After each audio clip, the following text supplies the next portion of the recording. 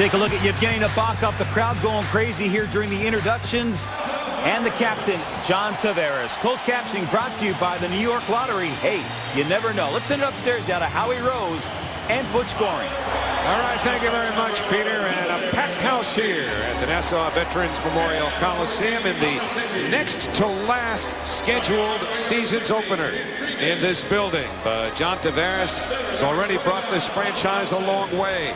And now as the captain, I asked him, does that mean you get to plan all the parties now? He said, no.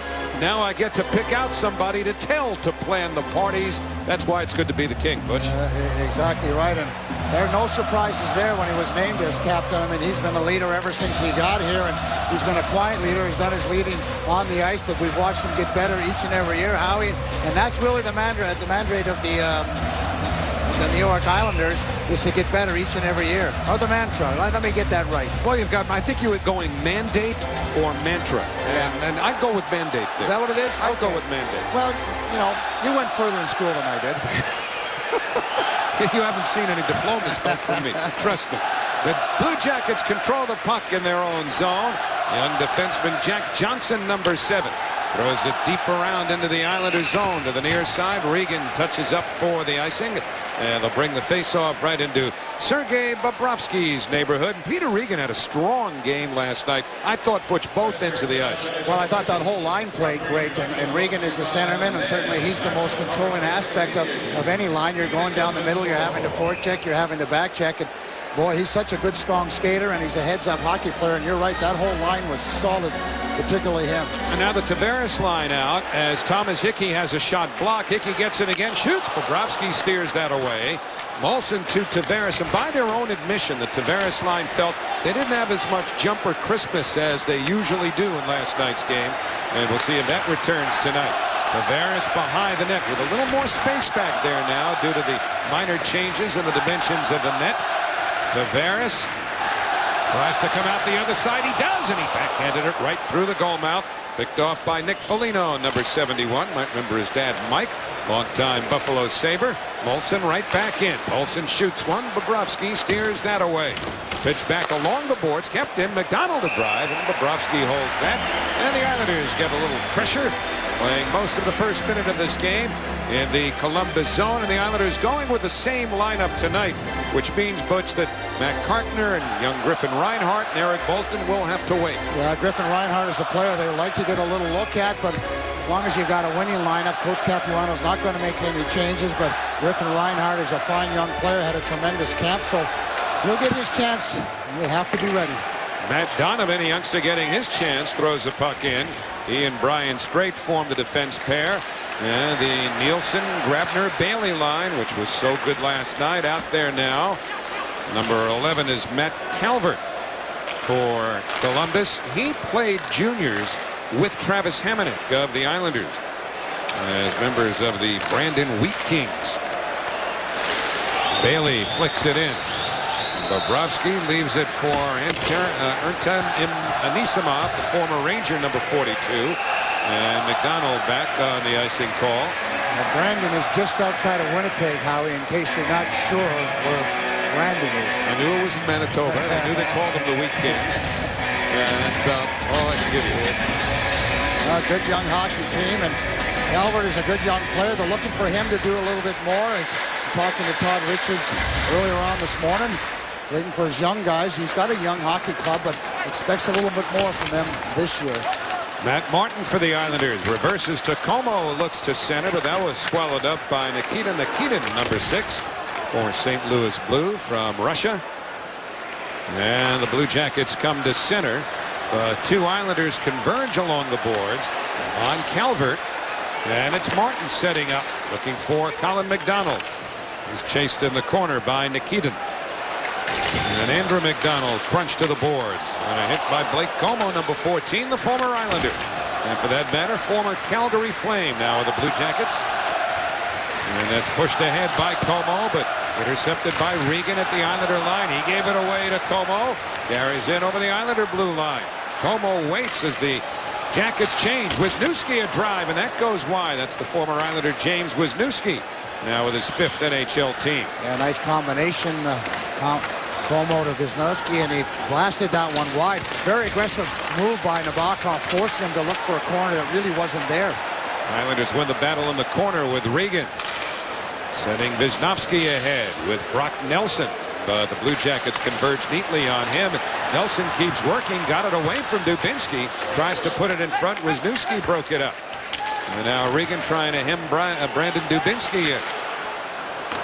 Nelson rolls one into the far corner. Worked back behind the net. Ryan Murray, number 27. Murray, the second pick overall in the 2012 draft from Regina, Saskatchewan. And now Molson. Shoved down from behind by Derek McKenzie, number 24. Marian Gaborik, one of the ex-Rangers on this Columbus team, number 10. Played it to the far side. Murray, number 27. Couldn't clear. Donovan took the hit, kept it in. Tavares shoots. He went wide. Healthy Karam straight, looking to fool Bobrovsky, who left a little opening but got back to close it up. And the Blue Jackets move it ahead. Boone Jenner, number 38. Put it right through the goal crease. Picked off in front by Donovan. And then Donovan pushes it off the boards.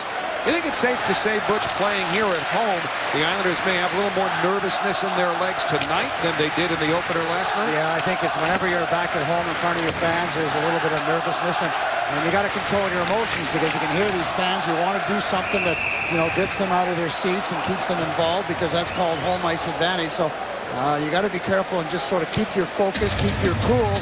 But no doubt about it, until they have a couple of shifts, Howie, and then everything works its way out.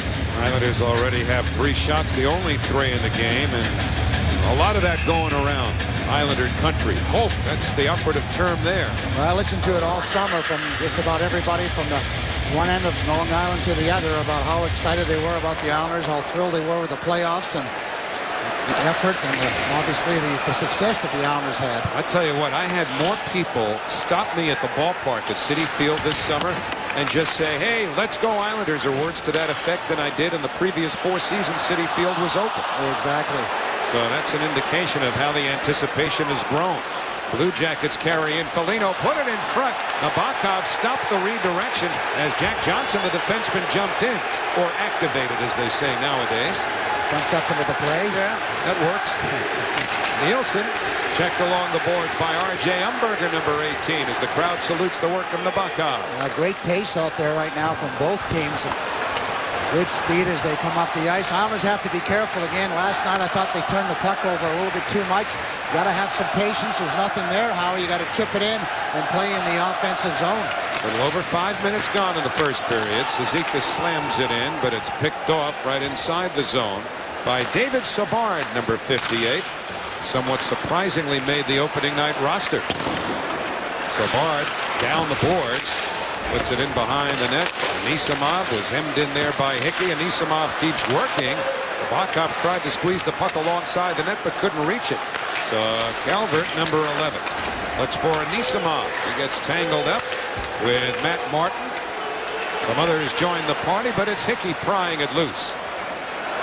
Savard, a good young player, but was aided, I think, by the fact that Fedotuden wasn't eligible as hurt. So this gives Savard his opportunity. And you know who else he beat out? Seize the moment. He also beat out Tim Eriksson, a guy that you played against his father, Jan Eriksson, former Ranger. Exactly. So the face-off coming up. Now Jack Johnson gets a chance early. Quick shuffle, but Nabokov reads it. We've seen now Naby for a couple of seasons, and his reads are always so good. Great anticipation. You don't think about that in a goaltender. You think more in forwards about being able to read the play and having all that hockey sense. But goaltenders, they need that too, and Nabokov has a whole bunch of it. Gaborik got it to Dubinsky. He feeds the blue line. James Wisniewski. Around looking for Cam Atkinson, number 13. Wisniewski has that big shot from the point, as remember when he was an Islander. Critical on their power play. And a rather feisty chap, too. Yeah. Verbally as well as physically. He can get into trouble 2 ways. Hamonic with a drive. Bobrovsky came out and kicked it out. And now a good headman feed from Gaborik. And a snapshot goes wide from Atkinson. Let that one go quickly. I saw Atkinson slide into the boards there. Howie, last year he was hurt with a high ankle sprain, so a little bit concerned about that area. We'll step out. 6:36 gone. Scoreless. First period on the Island. Early first period, we've already seen a little goaltending. Islanders have taken 4 of the first 5 shots. And Bobrovsky called on to stop that one from right at the top of the circle. Sergei Bobrovsky, of course, the Vezina Trophy winning goaltender from last year. And the cold hard facts tonight brought to you by Frost Brewed Coors Light. The only other Vezina Trophy winner to play on a team which didn't make the playoffs is a guy that Stan Fischler tells us was called Shrimp. Roy Shrimp Walters from the New York Americans. You see his pads? That's probably why they call him Shrimp. They were. Oh, we've got a picture. Wait till you see this. Yeah, I'll tell you what. Back of the blue line, Prout goes across to Johnson for Columbus. Some of the guys have legs bigger than that today. With him with his pads. A little bit of evolution there. The goaltenders were all small back in the day. Boy, they were. Roby Vachon was like 5'7" after the Montreal Canadiens and the LA Kings. Now look at these guys. Matt Donovan shoved down from behind by Como. And Kyle Oposo chips it in.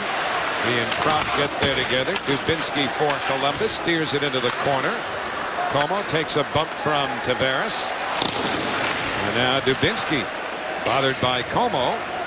And the Blue Jackets send it out. 7.5 gone here in the first period. Islanders have had 4 of the first 5 shots. Flicked in by Bailey. Now a chase, and it's Grabner doing the chasing. So Nikinen's got to move it quickly. Hamonic read that nicely, stepped up but lost the handle. Back in comes Gaborik. Quick shot, but McDonald got that big stick on it, and it ricochets out of play. Now, according to Stan, this picture of Roy Waters, this is actually a full-scale, actual-size picture. It was about that small. Looks like he's about, what are those nets? How tall are they? How 5 feet? I mean, well, he is bent over a little bit, so Looks probably 5'4", 5'5". Looks a little like one of those table hockey goalies, like in the old Monroe Bobby Hall hockey games. Yeah. Chance in front, but puck never did reach Gaborik. Dubinsky sent it back to the line. Nikitin just throws it in behind the net. Atkinson, number 13, left it in the corner. Work back to Savard. And now Nikitin misses the net as Hamonic had been tangled up with Gaborik. Gaborik circles the net. Gaborik trying to center. McDonald all over him. Good work by McDonald to prevent that pass from getting through.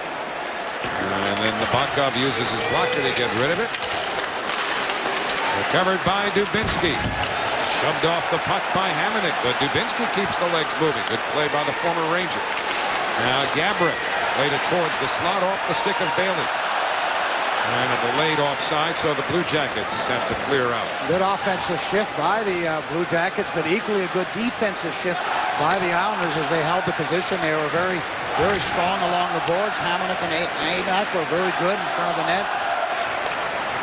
Hickey goes across to McDonald, who's got to get off on a change. He's been out there a while. Wisniewski clutched by Cizikas. And the Blue Jackets recover. This is McKenzie, number 24, to Mark Letestu, former Pittsburgh Penguin, number 55. Well, the pace has slowed down just a hair, but that's because the game has gotten a whole lot more physical. A lot of bodies banging around out there. Blue Jackets have their 4th line out. Cizikas closes in, can't control the puck. Big hip check by Martin on Ryan Murray. But out come the Jackets, and it's sent deep by Jenner, number 38. Ryan Murray's 2nd overall last year in the draft. Great young prospect. Boy, he likes to jump up on the play. Paul Richards is saying, I want him to play a little bit more defense. Nice feed. Regan tees it up, but he shot it off a leg, belonging to Prout. Here, Mark Bouchard is hassled in the corner by Ryan Johansson, number 19. This is Johansson closing in. Toe drag, shoots. Nabokov the save. Has a little help from Donovan, but Nabokov seemed to have that under control all the way, even with a little juggle. So Nabokov not tested much, but sharp early to keep it scoreless. Tonight on MSG Plus, join Al Troutwig along with E.J. Raddick, Ron Duguay, and Ken Danico for a complete post-game analysis of the Islanders and Blue Jackets, plus a look at opening week around the NHL. Hockey Night Live, presented by Lenox Hill Hospital, tonight after the game on MSG Plus. Now the Blue Jackets have a chance. Johansson, watch straight, slide out. Donovan comes back, nice move by Johansson really to hang on to that puck, but Nabokov held his ground, but a great drag and pull, created a time and space there. Wait for that defenseman straight to slide out of the way, Howie. Blue Jackets bring it back into the Islanders zone, although Johansson didn't see it at first. He had it carry him right off the coconut. Into the far corner where Straight leans into Foligno. And finally Regan emerges with it. Comes to center. Now to Bouchard. Islanders changing. Bouchard had to wait, as does Regan. He gets sandwiched in between a pair of Blue Jackets, and Foligno chips it off the boards. Blue Jackets have their change in. Now the Islanders need one. And Johansson throws it in. Well, the Islanders get the Tavares line out. Along with Molson and Oposo. This will be an icing. 8:58 to go here in the scoreless first period. Thomas Hickey has to continue to skate there. Wasn't really any room for him to make a pass. No one was open, and kind of a little bit of a, was hoping maybe he could deflect it off somebody. Didn't have room to continue to skate, or else slow the pace down. Use his defense partner, Wisnowski. So the draw deep in the Islanders zone. Savard had one blocked by Molson. Isamov steered it wide. The battle with Hickey and Calvert behind the net. Now Como feeds out to the blue line. Savard put it off the skate of Tavares. And so that ricocheted to center. And it's Como darting back towards his own blue line.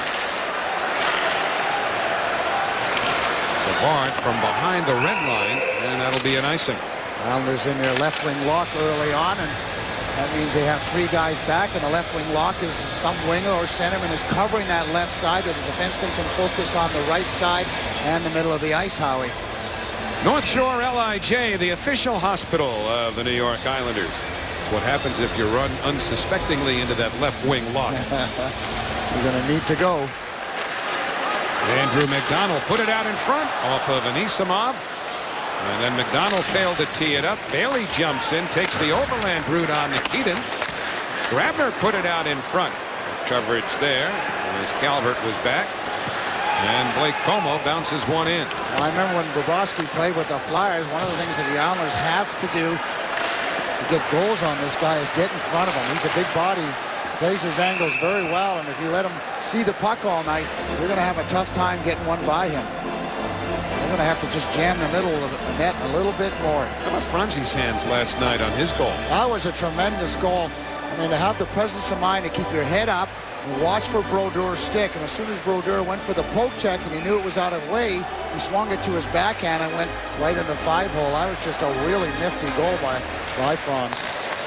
So from the draw, Andrew McDonald for Martin. He slides it through the slot. Cizik is trying to lock up Wisniewski, but it's powered up the left wing, and up come the Blue Jackets. Atkinson working it towards the net. Nabokov held it, and McDonald of the Islanders took a little exception to the late nudge from Dubinsky, and everybody gets involved. The Blue Jackets defenseman will stay back until now. Now they jump in to even up the manpower situation. So that's going to mean the Blue Jackets will lose benefit of the face-off in the Islanders zone. Nothing much really developed from that scrum, but now that means the face-off's got to come outside. Yeah, well, I think that Wisnowski was looking at Matt Martin, who grabbed Dubinsky, and that's a little bit of a mismatch. Certainly Dubinsky can handle himself, but Matt Martin is a heavyweight, and Wisniewski jumped in right away to make sure nothing was going on. Watch this. You can see Andrew McDonald and Dubinsky, and now here comes the Islander crew, and you're watching Matt Martin now come in behind a little bit, and here comes the defense and Gaborik. Well, Gaborik's not going to fight, I don't think, and nor should he. He's more important to score goals. Well, so that turned out to be a whole lot of nothing, except it cost Todd Richards' team a face-off in the offensive zone. But John Davidson, the new president, first full year with the Blue Jackets. He inherited Todd Richards as his coach, kept him on. Brought in Jarkko Kekalainen as the general manager. They go back to St. Louis. Kekalainen did a real good job putting some of that young talent together with the Ottawa Senators in the latter part of the 1990s into the early 2000s. And there's Todd Richards, and He's a former player of mine, Howie, in Las Vegas. He played on the power play, so you know he knows a little bit about the power play. And he told me today that that's a part of the game that has to be better this year if we're going to make the playoffs. They played hard. They came real close, but their power play's got to be better. But Todd Richards came to the rink, played hard each and every day, so you know he expects his players to do the same thing. We knew you were grooming players down there. I didn't realize that you were grooming coaches as well. I have a fair number of players that are now coaches, and I'm not happy about that. Tavares put it out in front, missed by both Okposo and Molson, and the Blue Jackets come back the other way. Johansson with a shot stopped by Nabokov, who eludes the contact that was coming. Foligno got the worst of it. Islanders the other way. Tavares drops for Okposo. He shoots. Missed the net. Big Karam behind the cage. Tavares in a battle there with Johnson. And now Foligno, like he got his arms up there on Okposo, knocking him down.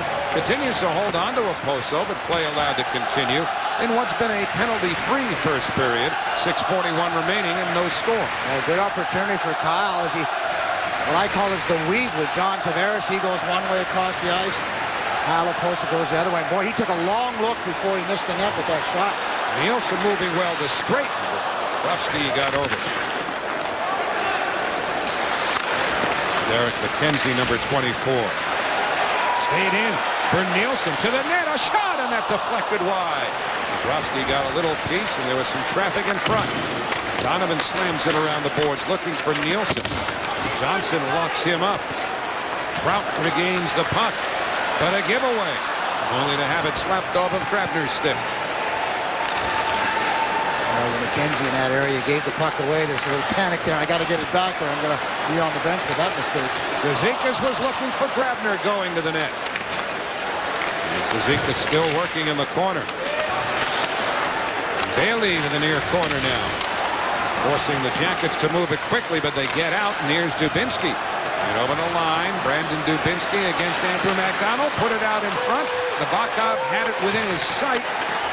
And now it stays behind the net. Martin against Dubinsky. They tussled a moment ago. And now Savard at the blue line. A hard feed. Nikitin put it down low. And as Dubinsky was dumped, there's Cizikas. Looking for Colin McDonald. Savard broke it up. Now Gabrick the other way. They stay onside. Savard, quick shot. Save Nabokov, and he gets the glove on it. So there's no further play. 5:02 remaining. Pace here in the first period starting to pick up now. Tuesday night on MSG Plus, the Islanders take on the Phoenix Coyotes, who beat the Rangers in their opener a couple of nights ago. Live coverage gets underway at 6:30 with Visa Islanders game night. Islanders and Coyotes Tuesday night on MSG Plus. Coyotes will be in San Jose tonight. John Tavares backs the defense off with speed. Watch Matt Molson as he goes to the net. That clears the path for Kyle Okposo. Watch the good effort by Savard as he extends it, deflects that shot. So my apologies to Kyle Okposo. He didn't miss that. It was good defensive play by the Columbus Blue Jackets defenseman, Savard. He's not keeping score. Well, these guys listen, and they'll remind me. Yeah, that was Butch who said that. Behind the net, Como. Look for Anisimov, comes back to Savard.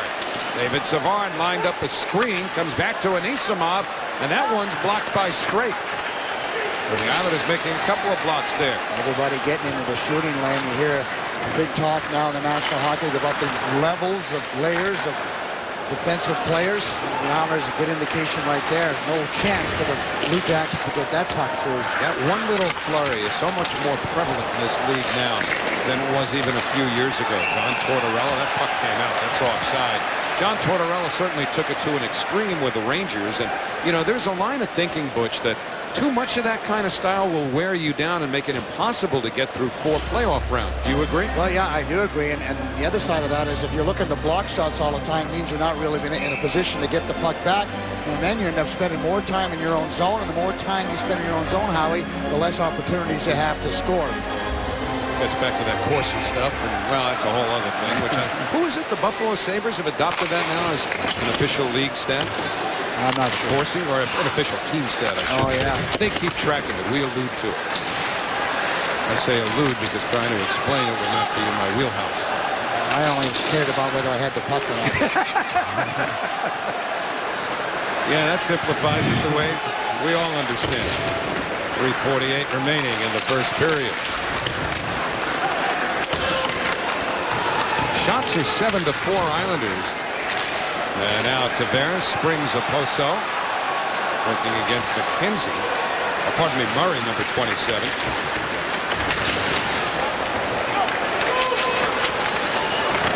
Covered by Johansson. And scooped back to the Islander blue line. McDonald, a good lead pass, but Molson was ahead of the play. Just a little ahead beyond the blue line. Islander fans, stay tuned for the first intermission report presented by Ford. We'll chat with a guy, or at least Peter will, who had the shootout winner last night, Matt Molson, and some reaction on the pomp and circumstance of opening night here at the Coliseum, as well as highlights of this first period. Yeah, Matt Molson is a guy that's seldom used in shootouts, and you would think that a guy that can score as many ways as he can, and he proved it last night, that the coach would use him a little bit more often, and perhaps he will now.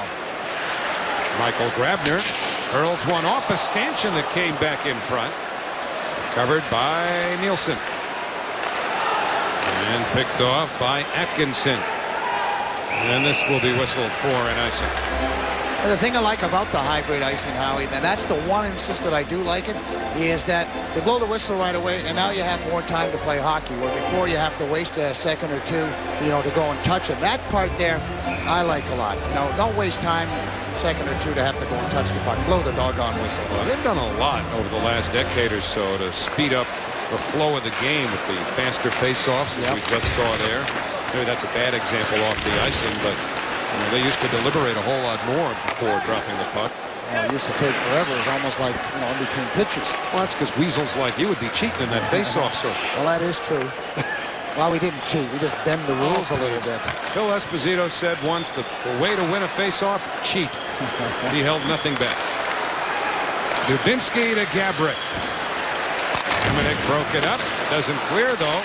Long drive by Jansen. Hit something in front. Yeah, it looked like Dubinsky or else Amac. The way he's limping, I'm going to guess it was Amac. Now Dubinsky just slips it in, and McDonald goes after it. And he's taken in by Boone Jenner, number 38. 2:05 to go in the opening period. Martin stopped by Bobrovsky, and a rebound swept away. Now Savard up for Mark Letestu, number 55. Donovan taken in by McKenzie.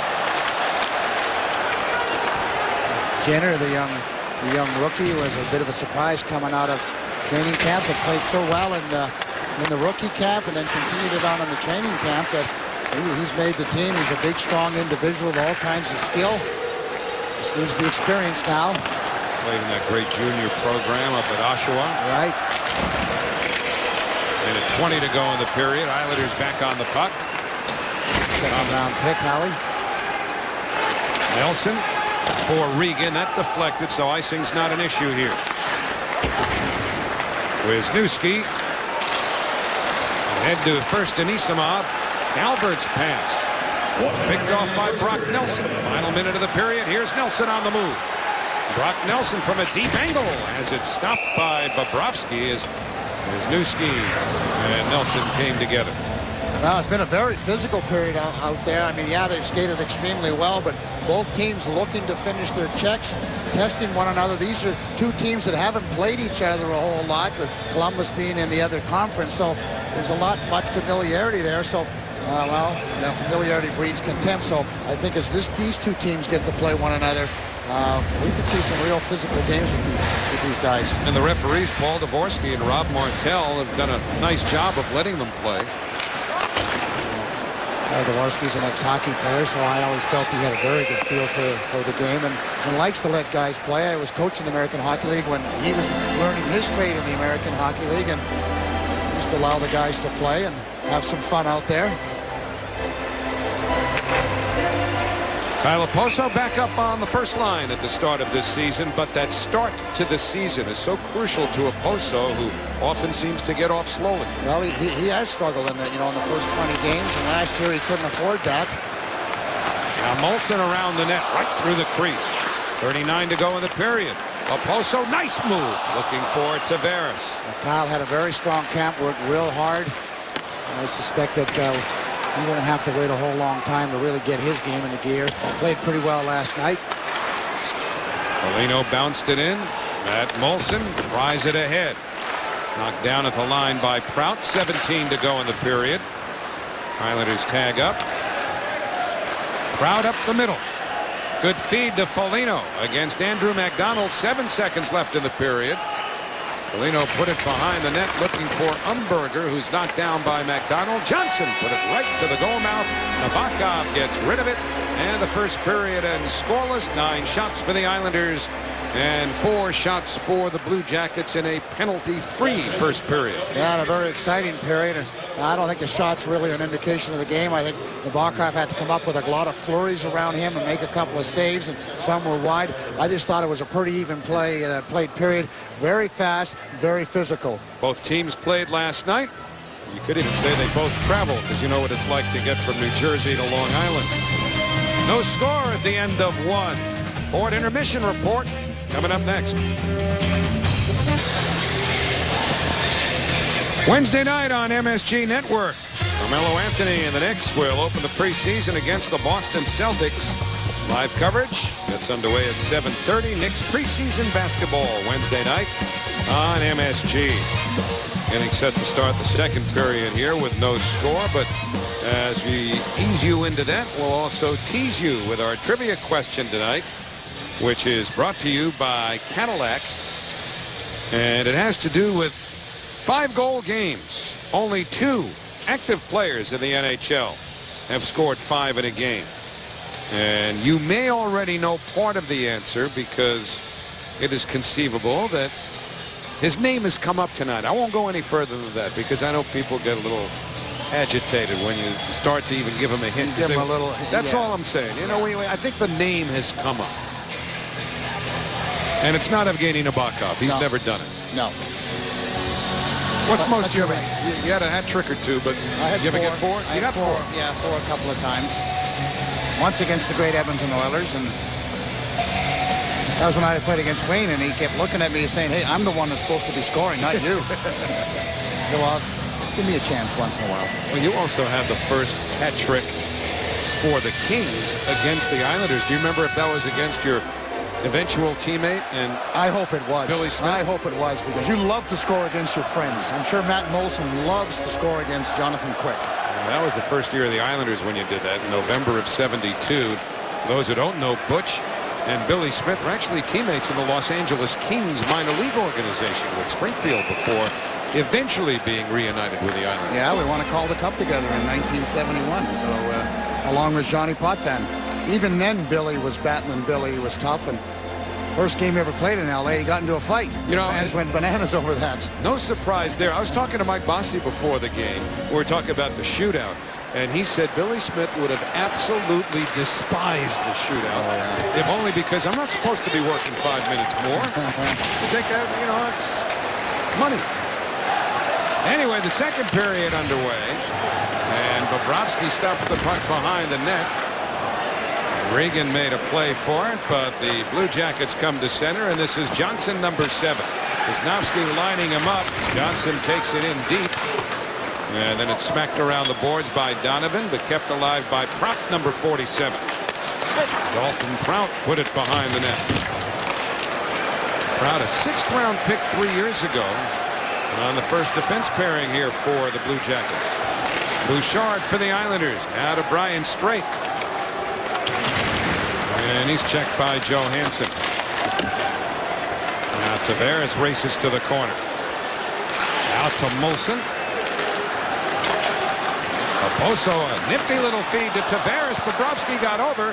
Tavares recovers. And the Donovan shot swallowed up by Bobrovsky. Now, good shift again by the Islanders. Good hard work by John Tavares. Second effort. Gets that puck back. The Islanders would get a shot by Matt Molson off from the angle. And again, Bobrovsky really getting a good look at the puck. And as I mentioned early on in the show, how you got to get in front of this guy. You can't make life easy for him. He's a big target. He's very quick. Obviously, he's a good goaltender. And from the draw, Donovan put it too hard for Molson to corral. And so it's sent all the way down by Como.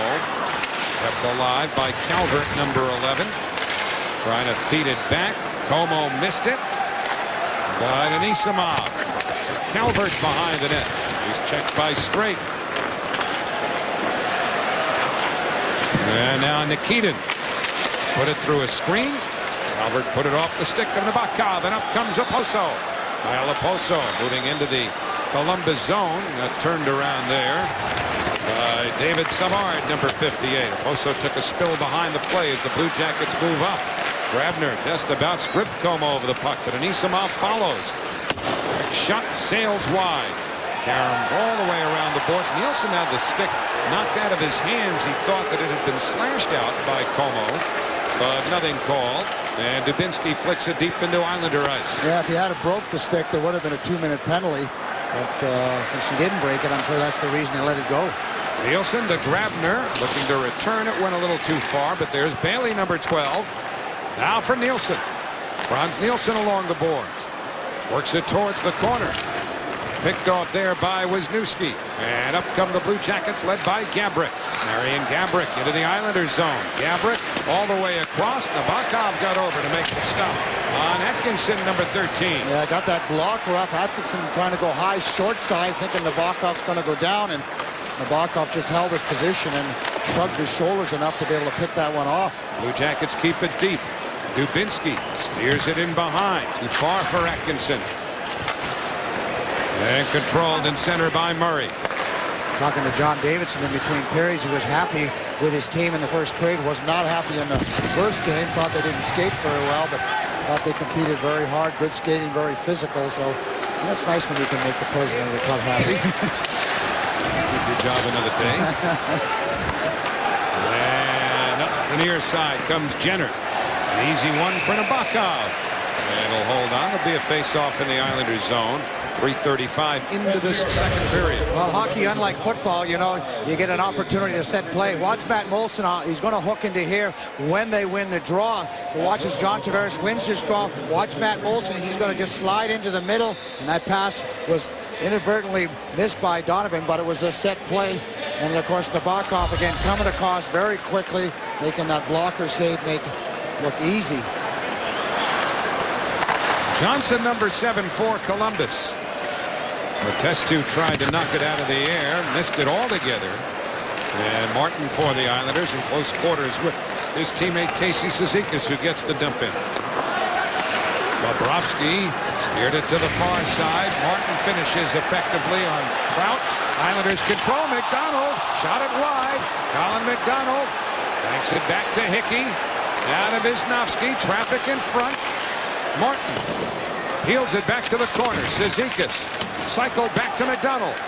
Colin McDonald looking for room. Curled it the other way. Now Hickey's got to jump down the boards. Over to Martin. Tries to return it. The Testu tying up Hickey. And Bobrovsky just wants to relax this thing, and he gets the whistle. Oh, boy, what an opportunity. Watch this play by Casey Cizikas. Tremendous pass. And McDonald just misses it. He wanted to go in the high glove. Boy, he's got all kinds of time and just misses it. That's one he would want back, and those are the type of shots, the missed scoring opportunities that you think about when the game's over. I'm trying to look at the replay and say, I cannot believe I missed that. He's a good shooter, has good control of his shot, and that just was a gift from Casey Cizikas.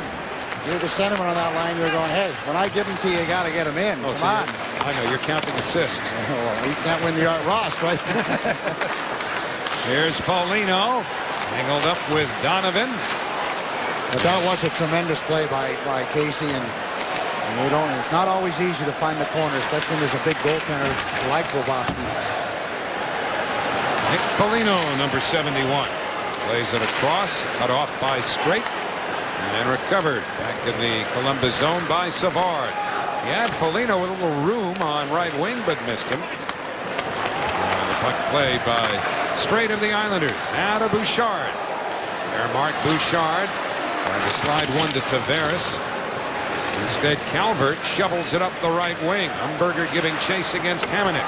Well, the Blue Jackets need a change, so Umberger goes to the bench. And in comes Tavares. Tavares left it at the skates of Murray. And then Como looks for Calvert, but Andrew MacDonald jumped in. Put it off of Anisimov. And the Blue Jackets take over in their own zone. 14-15 to go, second period, no score. Andrew MacDonald round to Hamonic. And now Oposo's pass. It's cut off by Blake Como, former Islander. Tavares recovers, feeds Oposo, but he couldn't find the handle. And now Oposo and Prout get there together. And Molson makes it 3. It's evened up by Anisimov. And Johnson in the corner for Columbus. Soft attempt to clear that Molson cut off, and then he took a hit. Hamonic throws it right back in. 11-7 Islanders in shots with no score yet. Bailey and Tavares exchange. Bailey to Grabner. He took a bump. The puck stays loose. Still loose. Pitch towards the corner. Johnson holds it there. Gave it away to Hickey. Now to Bailey. And he floated it over the net. Back out in front. Grabner surrounded. Can't get the backhander off. Penalty coming to the Blue Jackets. Bailey in front. And as Columbus take control, we get the whistle. The Islanders will get the first power play of the night. Well, the Islanders felt like they had a wounded duck out there, and they were relentless. Tremendous attack. So Anisimov heads off. Islander power play coming up. No score in the second period, and Anisimov is going to be serving perhaps all 2 minutes. The Islanders are hoping they won't, but boy, what an attack, what a display of tenacity, relentless forechecking as Grabner, Bailey, and Tavares just would not let up. Bailey has an opportunity. Tavares corrals it. Watch Grabner as he just stays with it, eventually forcing the Columbus Blue Jackets to take a penalty. So a hooking penalty on Anisimov at 6:49. The Islanders 0 for 2 on the power play last night. And the Blue Jackets killed 3 out of 3. A chance in front, short-handed. Nabokov gets over. And it's sent out to center. Covered there by Nikita Nikitin, number 6. And the Islanders really fortunate there. Big save by Nabokov as the Islanders did not protect the front of the net. Columbus is a very aggressive forechecking team when it comes to the killing penalties. Molson to Wisnowski. Oposo, Tavares, and Nielsen the rest of the power play. Nielsen tried to find Oposo. Lasted hard around and chipped out of the zone finally by McKenzie as Nikita got the hard around. Minute 13 to go on the power play. I was going to say, Howie, Columbus defense will be very aggressive in behind the goal line, so the Islanders will have to find an opening and move that puck in a hurry. Matt Molson at the Columbus line. Bobrovsky gets some of it. Wisniewski hears from Tavares. And the puck dribbles to the blue line. Wisnowski to Molson. Back to Wisnowski with room. Now to Nielsen. Tavares looks, turns, holds, waits, put it off Bobrovsky. Molson chopping away, couldn't finish. And now Tavares again, neatly to Wisnowski. And across to Nielsen, back to Wisnowski. The drive, he scores!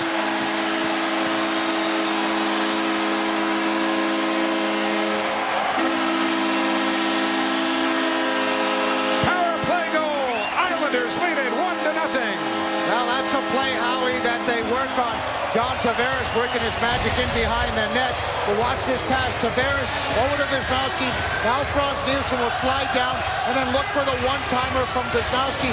That play works because Matt Molson's in front. Look at Matt Molson, number 26, and Kyle Oposo. They screen Bobrovsky, and he has no chance to make the save. Beautiful puck movement by the Islanders. They've been working very hard the last 2 weeks on their power play, and that was perfectly executed. So for Lubomir Wisnowski, his first goal and point this season. And the Islanders' first power play goal gives them a 1-0 lead. Hamonic put it off of Dubinsky, who tried to start up ice without the puck.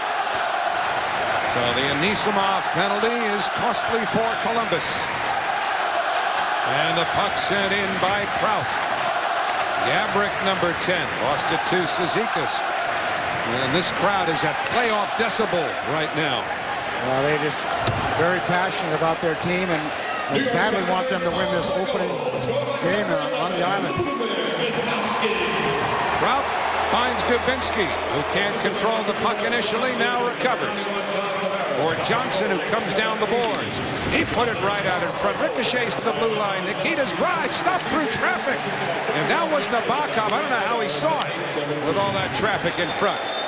Hamonic trying to feed it back to the blue line to McDonald, and he got it up ahead.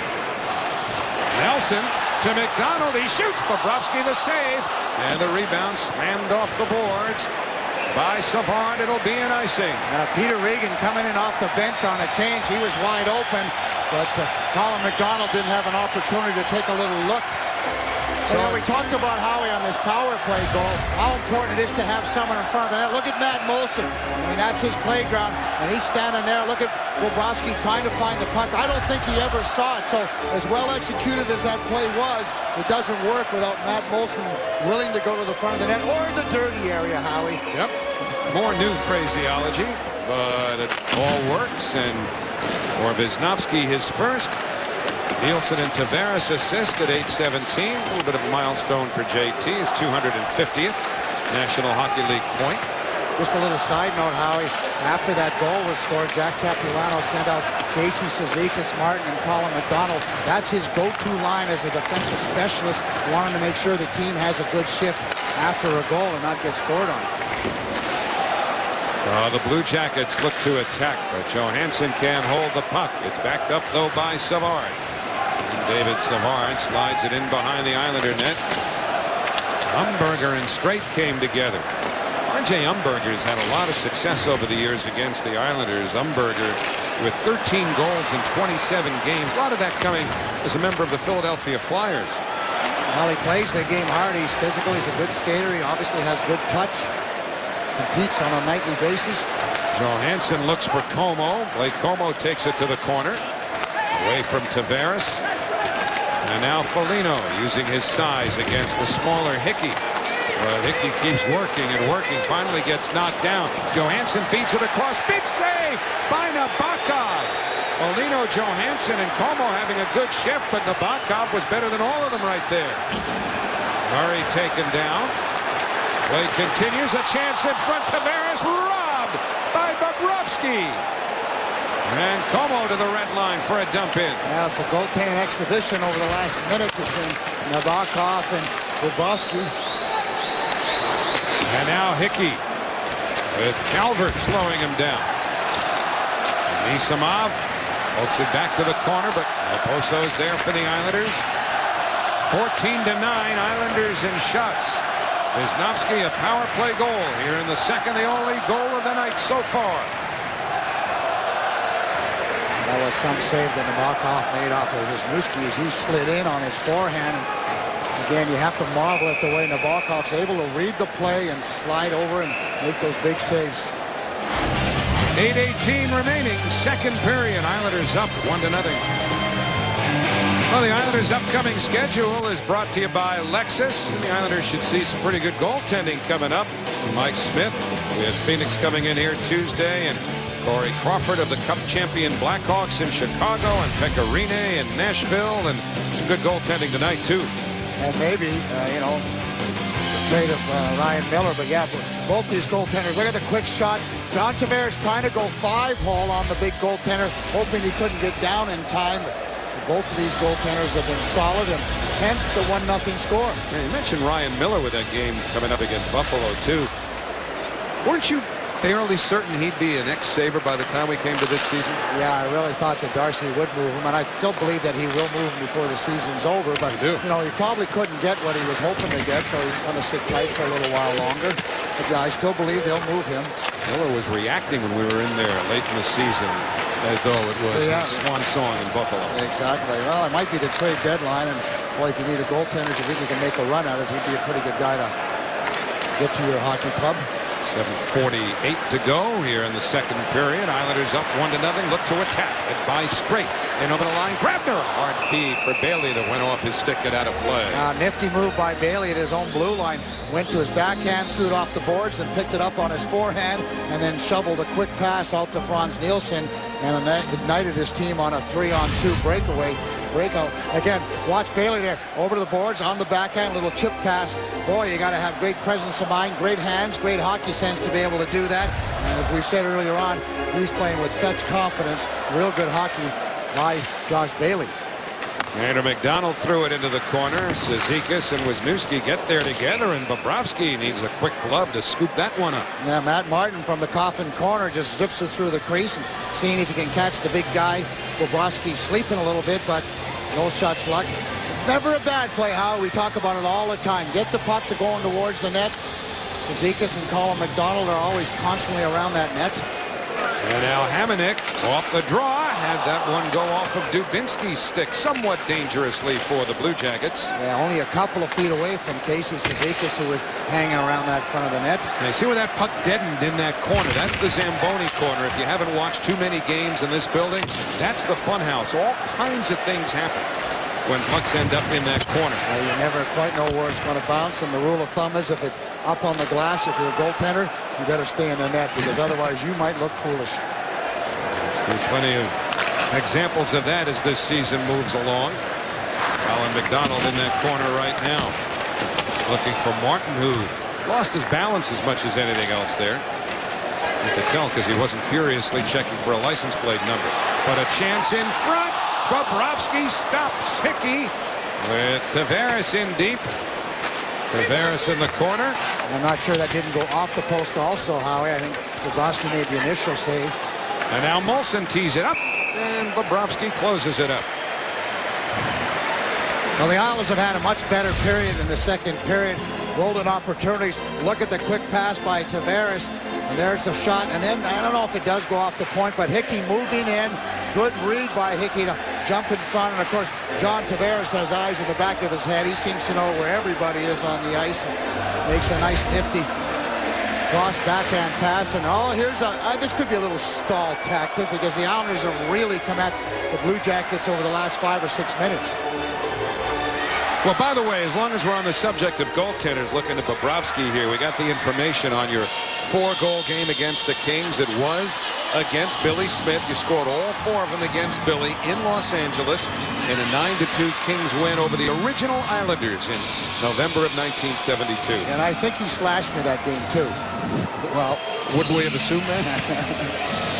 Well, like I said, Howard, when you get an opportunity to play against your, your friends, and Billy was a friend from the Calder Cup days in Springfield, and a number of guys you love to score against them. It's just a little added incentive. And I don't remember all the goals, but I can always have a little fun with Billy from a distance. You still keep in touch? No, I just saw Billy. We were in Barrie, Ontario. We're doing an Islander promotion with the exhibition game that the Islanders played so well against the Ottawa team. So both Billy and I and Clark Gillies were up there having a little fun. Jack Capuano's having a little bit more fun now that his team is up 1-0. Well, he's having a lot more fun than the Giants and their fans have had lately. And, of course, they're playing the Eagles tomorrow. And talk more about that as we move along tonight with some special MSG programming to advance that game. Giants 1st and 10 tomorrow morning at 10:30 on MSG Network. Giants looking for their first win. Islanders got theirs last night. Well, you want to get your first win as quickly as possible, because it can turn into a nightmare if you're not careful. It starts to put more and more pressure on you. You're looking to find ways to win hockey games. Prout had that one go right off the side of his helmet.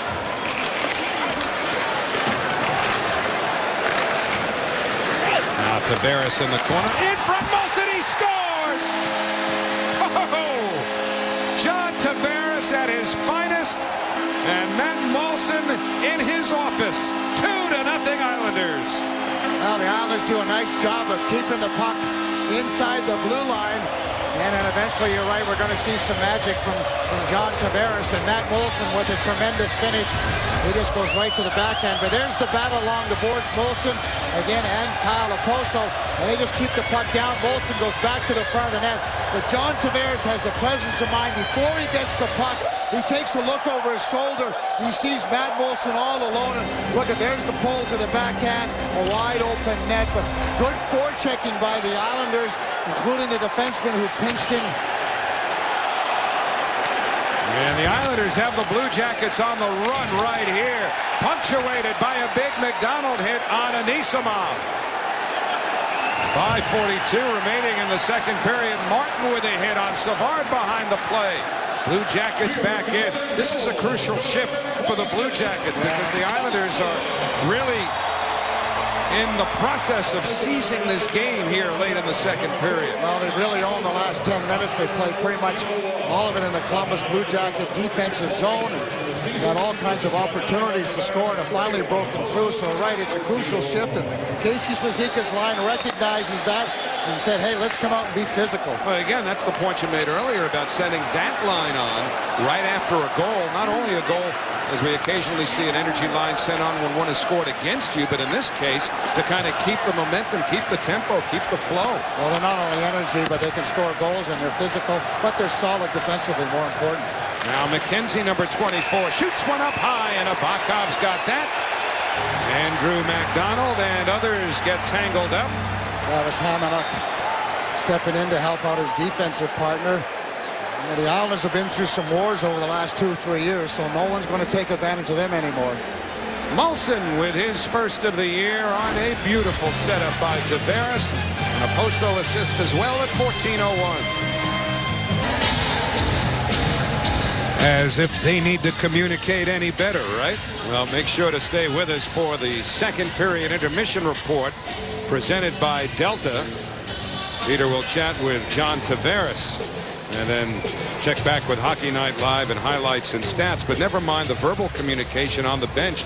There is almost telepathic communication between those two, and it's been that way really since they joined the Islanders. Moulson has outscored Tavares in the goal department by 113 to 112. But one of these years, John Tavares just may get 70-75 assists. Never mind points. Well, Matt Moulson will tell you, when you play with Tavares, you have to be aware. You never know where you're going to get when you're going to get the puck, because this guy finds ways. Well, you just saw a demonstration of that on that second goal. Regan lost the handle, and up comes McKenzie, number 24. To the slot, quick shot up high. Nabokov had a quicker glove, and there's no further play. Nice job of back checking by Bouchard as he comes back, as Hickey was caught up the ice a little bit and gets back to help out. You see Wisnowski, but look at 96. That's Bouchard. He's the forward. He gets himself in position. Just make sure that no one goes by him. Anybody has an opportunity to pick up a rebound, he puts himself in position. So nice job of backing up your defenseman. That's a critical part of the game if you're going to allow your defenseman to jump into the play. So the draw deep in the Islanders zone. 4:08 remaining in the second period. MacDonald to Nielsen. All the way across towards Bailey. Again, Bailey now having to get used to dealing with a puck in a different position. Playing the off wing, the right wing. He says offensively he loves it. Defensively a little more of a challenge. Well, it really is, especially when you're back in your own end. How you have to play the puck off the boards. You've got your back to the play. You need to be able to swing around. And Josh Bailey has such good hands. Shouldn't be that big a problem for him. Hamonic now for Nielsen with room. Let's one go. Block. Like it hit Johnson. Johnson or Prout, one of the two. They were both standing in the slot area. And now Grabner sidesteps a good piece of that Johnson hit, but not the one from Dubinsky. He's got some help, though, provided by Tavares, who's bumped away by Prout. And the Blue Jackets come to center. Dubinsky, a quick feed. Too far for either of Atkinson or Gabrick, and that allows the Islanders to bring it out straight with a headman pass. Kept onside by the skate of Okposo. And not cleared initially by Nikitin. The Blue Jackets the other way. Calvert across towards Como, but Good defensive play by Kyle Okposo. It stays in. Nikita's drive went wide. Back to Anisimov, who just couldn't get that puck to his forehand, with Nabokov swimming a little. Yeah, and some help with Brian Straight as he got back in a hurry. You have to like the desperation on the Islanders on the defensive side. Kyle Okposo stretching out all 6'2" of his body to find a way to knock that pass down. Great effort by Kyle Okposo. Solid hit by Okposo on Savard. He carries the puck back out of the Columbus zone. Right over the Islander line. Anisimov round for Calvert. And now Blake Como. Off the bench, Wisniewski fires. Nabokov the save. In traffic, took a little contact, but man, has he been sharp. Yeah, Calvert just rubbed him a little bit. Look at Nabokov. He's looking at the referee and going, hey, you know what? The guy's not allowed to just brush me as he goes by, but look at that effort by Kyle Okposo. Has the stick on the ice, outstretched arm, and Nabokov flicks that puck away. But what a shot by Wisniewski. But again, look at Nabokov. He's got perfect position, and yeah, there's no doubt about it. Calvert dragged his skate, and Nabokov has a legitimate beef. Islanders have to be a little bit more careful on their changes. A lot of times, Howie, they're changing, and Blue Jackets are going up the ice and getting an outnumbered situation. Scoring change on the Molson goal. The second assist goes to Wisniewski, not Okposo. Puck to the side of the net. And brought along now on right wing by Colin McDonald. Nothing against Murray. Gets help from Martin, who tried to return to McDonald, but there's Murray. Strong on the puck and his skates. See why he was the second pick overall way back in 2012. Johansson around the net. I believe we've got 7 who were picked in the first round this year who started this season on an NHL roster. That's 2013 first round picks who are already playing in the league. Offside there with 1:20. Yeah, youth doesn't seem to matter anymore. You're not worried about experiences. Do you compete, and are you strong enough? And that's really why Brock Nelson has an opportunity, because he had a year in the minors, but he's now physically strong enough. So when you have a young guy that's 18 years old, Howie, trying to compete with grown men, that's the biggest concern. Can you stay healthy? Because, boy, it's a physical game out there at different times. You know what else? When you look at that bench, you just panic from either side, left to right or vice versa. Every guy has earned that sweater. There's no guy just filling a spot because of salary cap issues. Not at all. No placeholders. It's a meritocracy now, and every one of those players has earned his spot here, and you can tell the confidence they're playing with off of their performance the second half of last short season. Well, they've created a culture here, and everybody has to buy into that culture. Now there's the race, and Donovan just slightly ahead of Savard there, or excuse me, of Jenner. But you're exactly right, Howie. I mean, this is a team that's grown up together, and they've learned the things that they needed to learn, and such as, that just playing hard is not enough. Now there's an expectation to win hockey games and to win more than they lose, and not just to get into the playoffs. They need to take the next step, and everybody's bought into that, and it's just taken time.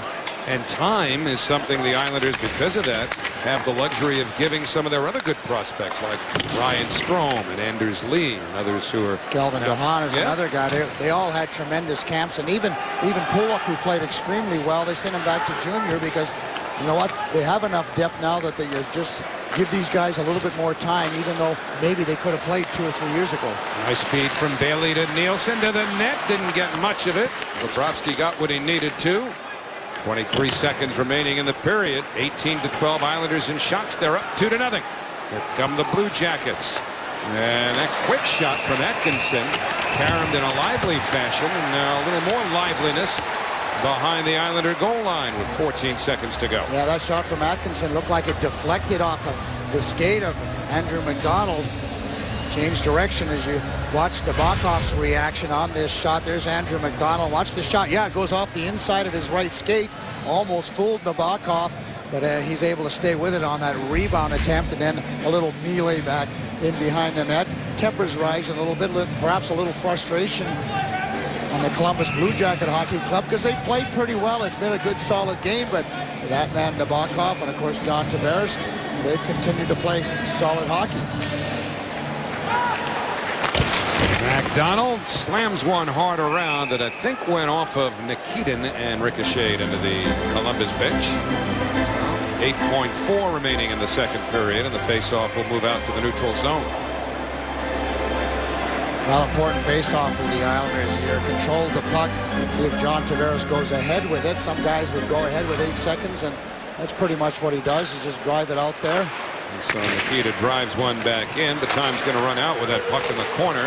And the Islanders saluted here at the Coliseum. Strong second period. Goals by Wisniewski on the power play, and then a gorgeous setup from Tavares for Matt Molson's goal. And so the power play worked. That's Wisniewski's goal. The chemistry worked. That's Molson from Tavares. And at the end of 2 here at the Coliseum, 2-0. Islanders. Second intermission report coming up right after this.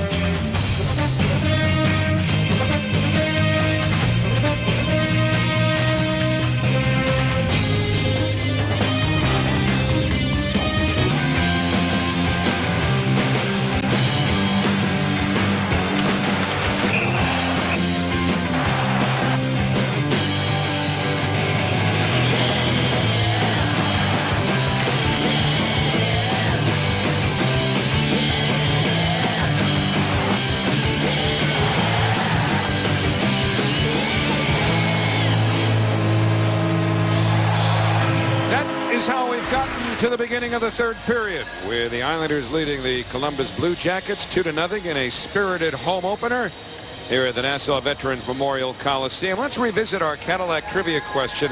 2 active players have scored 5 goals in a game, still active in the NHL, that is. We mentioned one of them.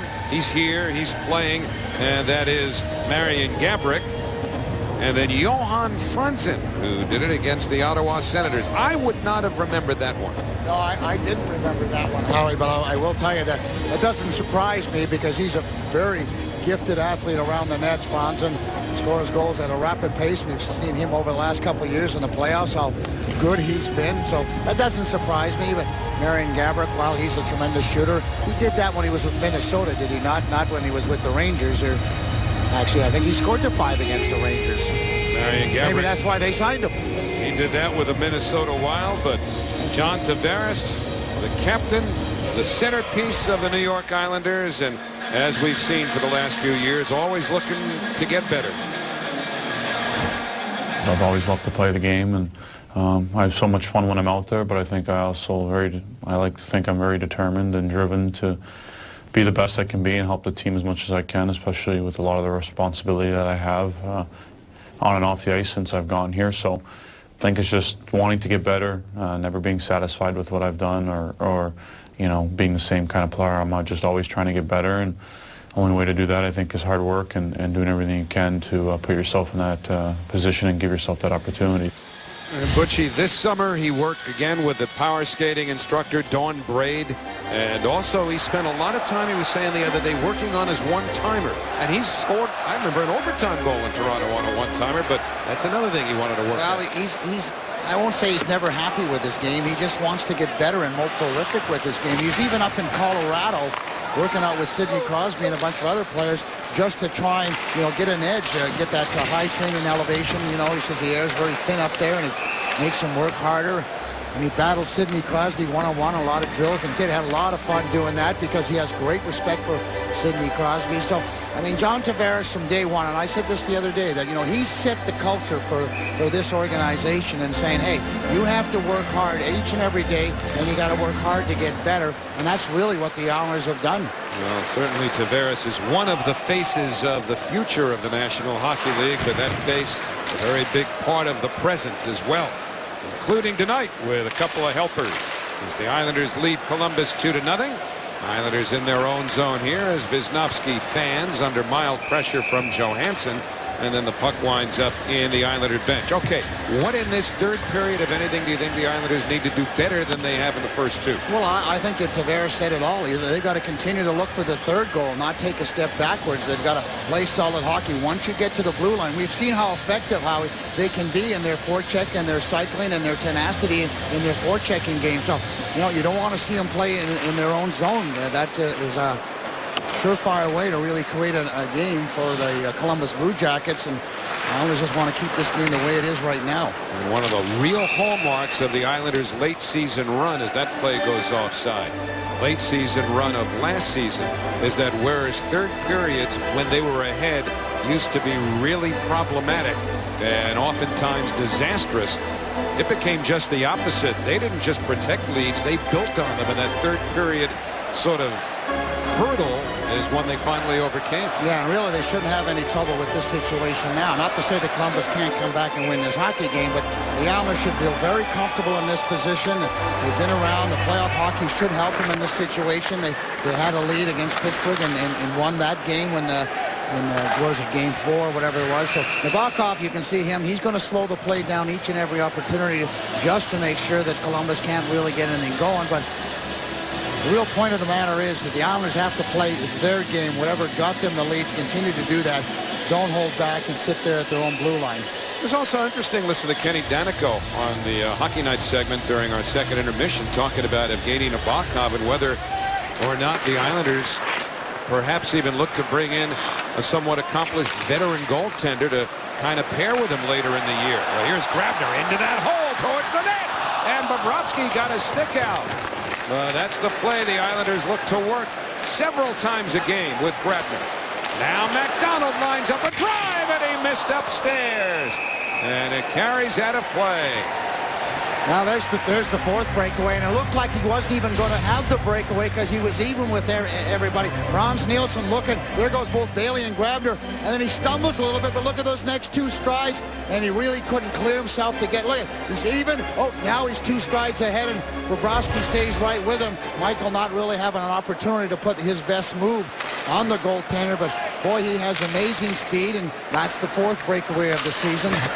Chance in front for Gaborik, stopped by Nabokov. So just as Bobrovsky had to be alert at one end, Nabokov continues to be sharp, and here's about it from the Islander fan. Yeah, both Gaborik and Dubinsky in front of the net. Atkinson throws the puck towards the net. There's Nabokov with the early save, and then looks for the rebound. He does get some help, but Columbus Blue Jackets driving to the net. I would expect them to try and get even more in the face of Nabokov because he is seeing everything, and the only way you're going to get one by him, it would seem, is if he doesn't see it. Blue Jackets control the draw. Defensive pressure, though, came from Colin McDonald. And it's steered around by Nabokov. The test 2 working against Matt Martin. And that's sent all the way down, and you can blow the whistle right there. No, not a bad play by Matt Martin. He protected the puck along the boards, looking for some help, maybe possibly chip it to somebody.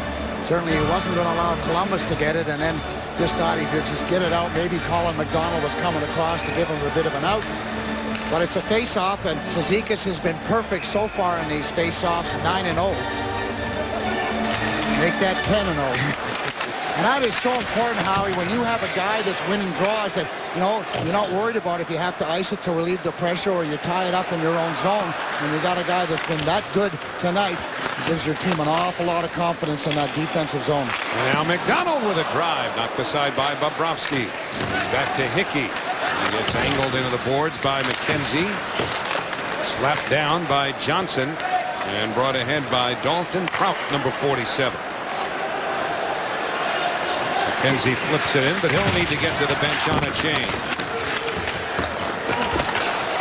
High marks, I think, to Paul Dvorsky and Rob Martell, the referees tonight. They haven't called the ticky-tack stuff.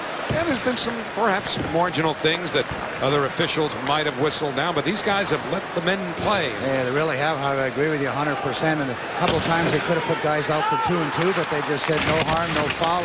They've done a tremendous job. I love it because it keeps the flow moving. That allows the guys to play too. You know, they don't get apprehensive about what's going to get called. You know that the referees are doing their thing in a certain way, and obviously the guys are enjoying it because there is good flow out there, and it is a physical game. It's not like it's been a soft game out there. Islanders have cashed in on the only power play for either team tonight. Wisnowski's goal, the first of the game in the second period. Yeah, and it was a penalty that he had to call. The Islanders had put tremendous pressure on the Columbus Blue Jackets and caught the Jackets a little bit tired, and Nisimov took the hooking penalty. Yeah, when there was a scoring chance. Yeah, that's exactly right.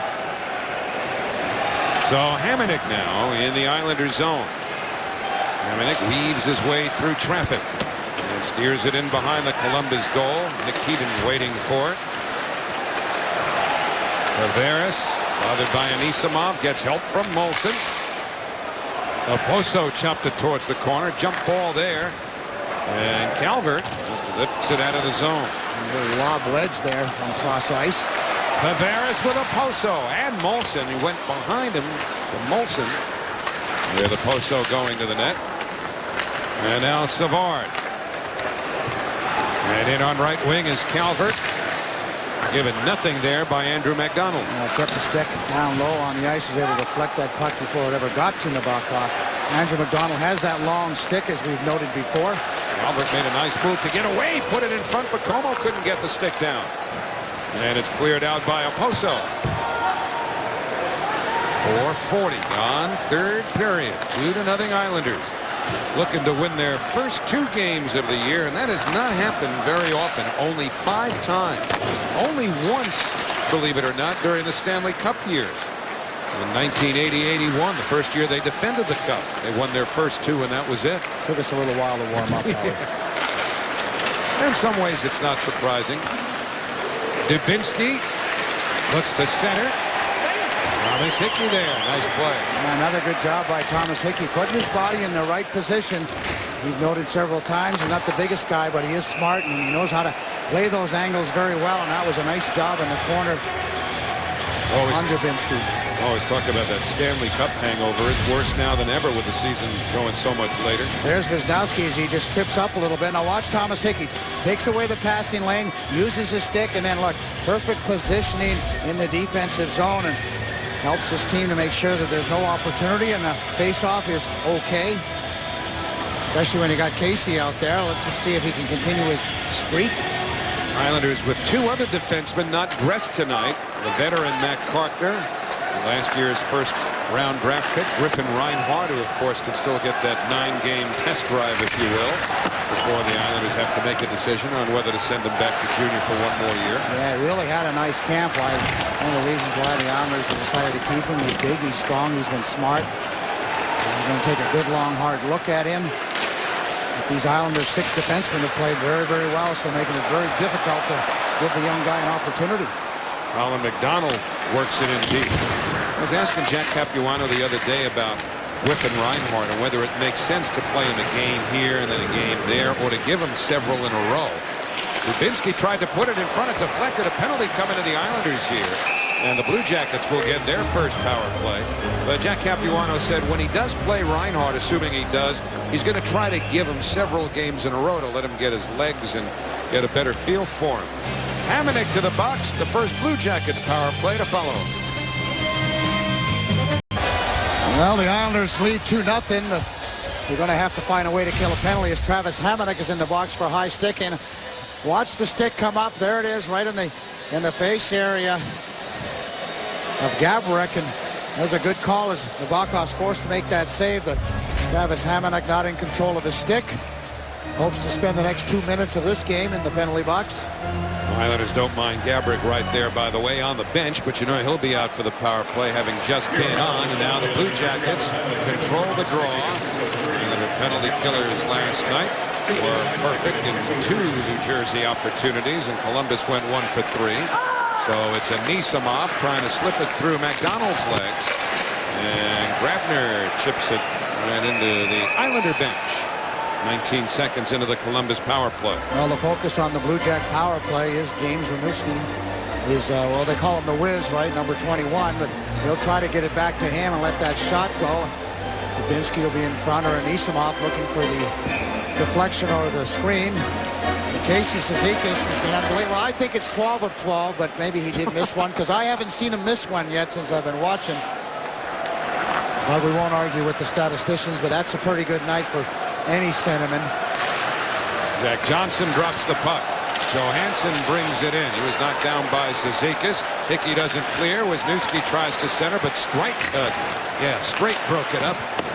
Look, there's got to be a little adjustment, right? Well, yeah, that's exactly right. Mike Strike now with the Philadelphia Flyers. And Brian Straight back healthy with the Islanders. In comes Atkinson. Drop to Gabrick, and a couple more. Wisniewski to Johnson. And did that go off of Nielsen? I think Nielsen made the block, and that deflected the puck out of play. Yeah, I agree with you 100%, Howie. He just slid over real quick, feet first, which is the way to do it. Watch the pass across it. There's Frans Nielsen. Takes it off the left skate, just above the ankle area. Lots of padding there, so that's okay. He's not going to mind that particular block shot. Columbus controls the draw. Gabrick relaxes the puck. Cizikas anything but relaxed in his pursuit. But now Atkinson across. Nabokov a save on a good hard drive by Letestu. Here's Gabrick, number 10, wristing one that's blocked. Gabrick got it again. That one hurt a little bit. Gabrick across. Letestu. Johnson, one-timer blocked by Cizikas. Gabrick. Nikitin. And a centering feed off the stick of Nabokov. Still loose. Still loose. Letestu scores. The Islanders just not able to control after making a couple of blocks. And on the power play, Mark Letestu has cut the Islander lead to 2-1. Now the Blue Jackets stayed with it on the power play. And several opportunities. Nabokov made a few saves, but again, look at the in front of the net, and inadvertently, you know what? I think Andrew McDonald knocks his own player down, and Frans Nielsen couldn't clear the puck. Watch the front of the net, and Letestu with a great wrist shot, and Nabokov can't see it as McDonald has gone down to try and block it. Misses that blocked attempt, and we said, Howie, the only way you're going to get one past Nabokov is if he doesn't see it, and that was a screen shot. So the complexion of this game changes a little bit. Both teams now have scored a power play goal. The Islanders up 2-1, 7:45 the time of the goal by Letestu, the former Pittsburgh Penguin. Thomas Hickey for the Islanders up the right side. Okposo hits the red line. And out it's Molson, who turned Proud around. Okposo in some traffic, had it slapped away. Now a little bit of a foot race here with Calvert pressuring Wisniewski and Nabokov steering it around. Almost good hit on Hickey. Tavares rolls it ahead looking for Okposo. Batted away by Johnson. Blue Jackets a little more jump now. Okposo hemmed in by Como. Tavares recovers by himself for now. Tavares checked by Wisniewski and turned it over to Johansson. John would be served a little bit better just to chip that puck in. Both his line mates were in the process of a change. Blue Jackets just stayed onside there. Como's shot went wide. Nelson put it off the skate of Johansson. Just as good as a chip in. Bobrovsky had to move it quickly. Umberger just sweeps it out of the Columbus zone. Shots are now 21-18 New York. And here's Nelson in on left wing. Brock Nelson catches up to it and is hit by Wisniewski.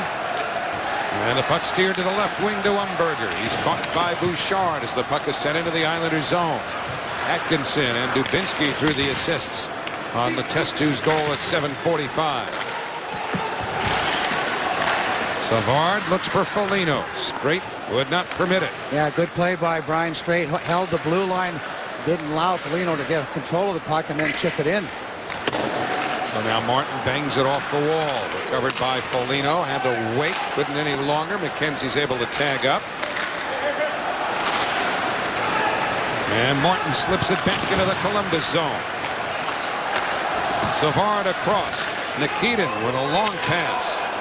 Icing waved off. I think he's got to play it. He's got some company. Gets it out of the zone, and now Prout backs up to the Columbus line. 9:52 to go, third period. Jackets recover. It's Jenner dropping it off. Prout had a shot, hit Morton. He's a little stunned. Johnson feeds it hard off the stick of Dubinsky and out of play. Yeah, that shot looked like it caught Matt Martin just off the top of the skate. So 9:39 to go, third period. Blue Jackets have cut the Islander lead to 1. Well, here's our Tri-Honda game recap. Tavares, a brilliant pass to Molson, who now has one more career goal than Tavares. Wisniewski got one on the power play to get the Islanders started. Both goals coming in the second period. So the Islanders up 2-1 here. And coming up, the Foxwoods Final Five. Foxwoods, your destination for endless excitement. 9:37 to go, third period. There'll be some endless excitement here in the last 10 minutes. Islanders wouldn't mind making it nice and boring. They're the ones with a 2-1 lead. The Islanders need to just take away a little bit of the Columbus Blue Jacket momentum. The Jackets didn't clear, but they recover the puck. And Hamonic got back to prevent that pass from turning into a Gabrick chance.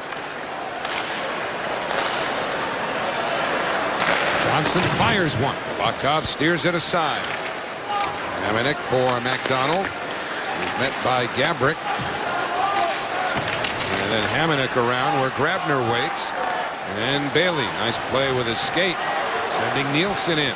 Now you have to chip that one in. You're up 2-1. You can't turn the puck over at the blue line.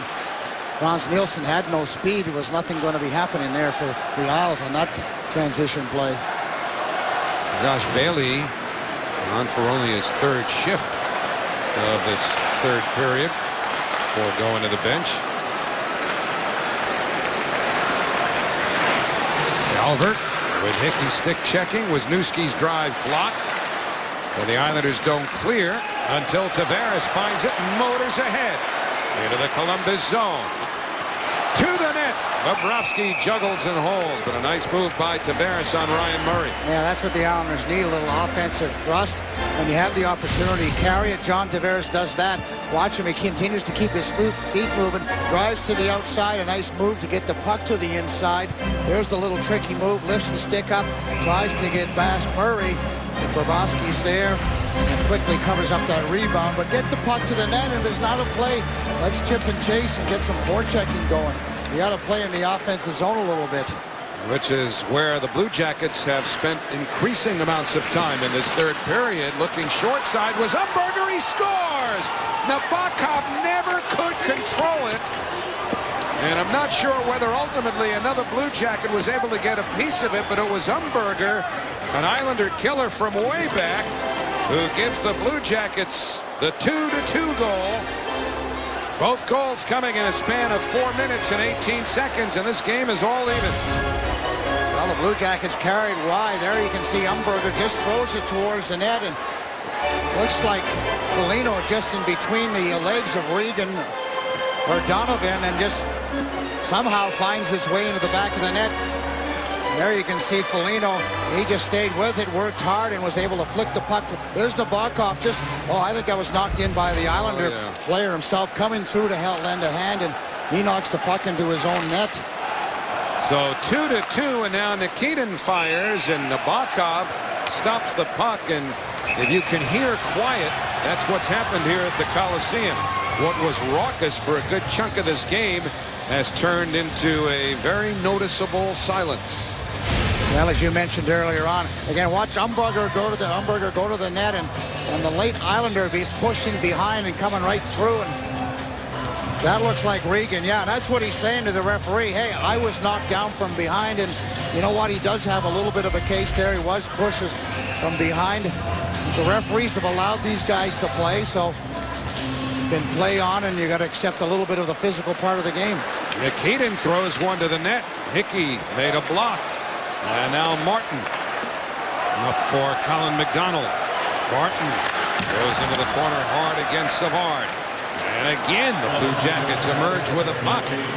Just before that last goal, we're talking about how much more time they've spent in the Islanders zone. And here they are again. Letestu looking into the corner. Jenner, number 38, tied up by Wisniewski. Well, but the Blue Jackets have done a much better job of getting the puck in deep and saying, hey, we're going to chip it in and we're going to work. And there's another example right there as Jenner just dumps it in. The Islanders I talked about earlier, turning that puck over at the blue line and not being able to establish any kind of a forecheck. 6:54 to go, third period. Goal credited to Johansson from Foligno and Umberger at 12:03. The tying goal, it's 2-2. Nielsen floats one to the far side. And the Blue Jackets bring it out. Here's Gabrick. In over the Islander line, McDonald a stick check. Following is Dubinsky. He left it in the corner. Played there by Atkinson. Centering feed. Gabrick stopped by Nabokov. And the Blue Jackets were that close to taking the lead with a one guy they'd want in that spot with a puck, Marian Gabrick. A little miscommunication with the Islanders down in the defensive zone. Both Franz Nielsen and Bailey went to the same individual and created an odd man rush in front of the net. Gabrick put it out in front.